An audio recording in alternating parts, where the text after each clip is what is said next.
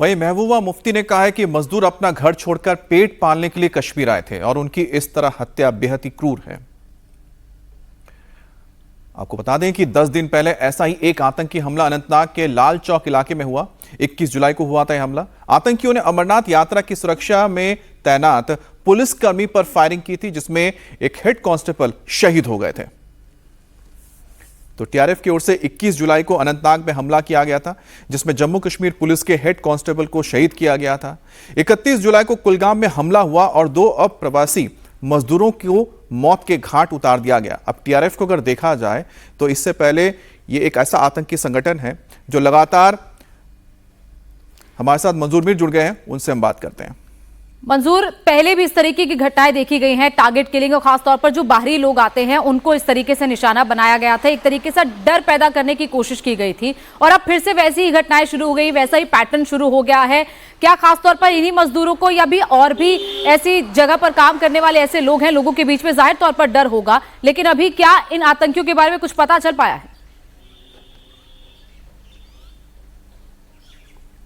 बिल्कुल जाहिर सी बात है कि टारगेट किलिंग जो है एक सॉफ्ट टारगेट होता है और मिलिटेंट आसानी से आते हैं और इस तरह के हमलों को अंजाम देकर आसानी से फरार भी हो जाते हैं। निस्संदेह ही ये सुरक्षा एजेंसियों के लिए एक बहुत बड़ा चैलेंज रहता है। वर्ष 2024 के बाद ये पैटर्न जो है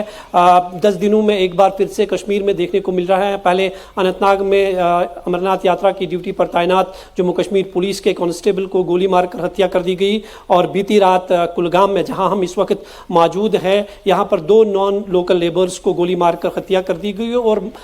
मिलिटेंट जो है वो आसानी से यहाँ से फरार होने में कामयाब हो गए। निस्संदेह ही ये एक बड़ा चैलेंज है, और जो लाखों की तादाद में कश्मीर नॉन लोकल्स देश के विभिन्न राज्यों से कश्मीर में रोजी रोटी कमाने के लिए आते हैं, वो कहीं ना कहीं इस घटना के बाद काफ़ी सदमे में है। डर और खौफ जो है उनके चेहरों पर साफ तौर पर देखा जा रहा है। बहुत सारे नॉन लोकल लेबर्स जो ईंट के भट्टों में काम करते हैं या अलग अलग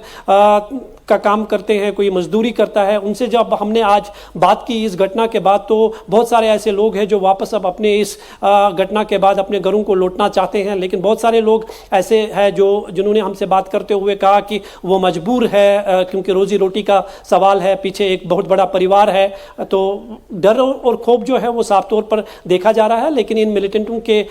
खिलाफ जो है कल रात से ही साउथ कश्मीर के कई इलाकों में बड़े पैमाने पर ऑपरेशन चलाए जा रहे हैं, क्योंकि इस हमले के पीछे लश्कर-ए तैयबा का हाथ माना जा रहा है। टीआरएफ ने इसके हमले की जिम्मेदारी कबूल की है,